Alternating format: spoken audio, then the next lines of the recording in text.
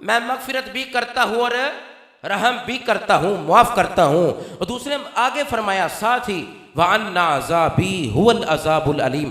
پیچھے ڈرایا گیا، سمجھایا گیا کہ غلطیاں ہوں گی تو میں معاف کر دوں گا، اور اس کا ہرگز یہ مطلب نہیں کہ معافی مل جائے گی.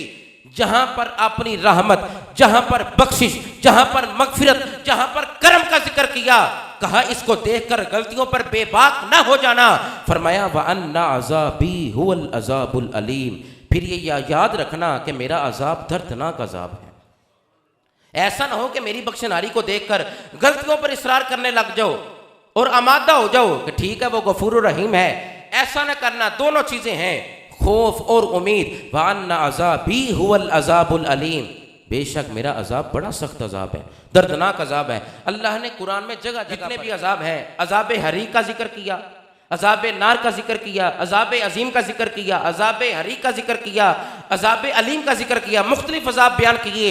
آگ کا عذاب، رسوا کرنے والا عذاب، دردناک عذاب، بڑا عذاب، جتنے بھی عذاب ہے. رب فرماتا ہے غلطی کر لی ہے، ڈٹنا نہیں ہے، معافی مانگو گے میں سارے معاف فرما دیا گا. اب یہاں سے ہمیں ایک بات پتہ چل رہی ہے، وہ یہ کہ ایک نوجوان جب وہ پہنچتا ہے 16 سال کی عمر سے لے کر 28-30 سال کی عمر تک، غلطی انسان کر بیٹھتا ہے، نسیان سے ملتا ہے. غلطی کا پتلا ہے، نسیان سے بنا ہے. انسان غلطی کر بیٹھتا ہے.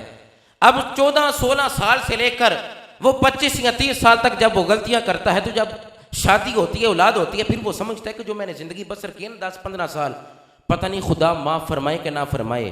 رب فرماتا ہے میں غفور الرحیم ہوں، میں غفور الرحیم ہوں. اور ایسے ہی نہیں، ڈائریکٹ نہیں فرمایا، نبی سونیا تو ہی کہہ دے، کیونکہ تیرے منہ جڑی گل نکلنی ہے نا، او بغیر وہی تو بولتا نہیں. میرے بندیاں نو یقین ہو جائے، تیرے امتیاں نو یقین ہو جائے کہ تیرا پروردگار تیری امت نو ضرور بخشے گا. لہذا سنو، بندوں کو خوف اور امید کی درمیانی کیفیت میں رہنا چاہیے. وسعت رحمت کو دیکھ کر، یعنی اللہ کی رحمت کتنی وسیع ہے، اس کو دیکھ کر گناہ نہ کریں، اور شدت عذاب کو دیکھ کر رحمت سے مایوس نہیں ہونا چاہیے. یہ انسان کی حالت ایسی ہونی چاہیے.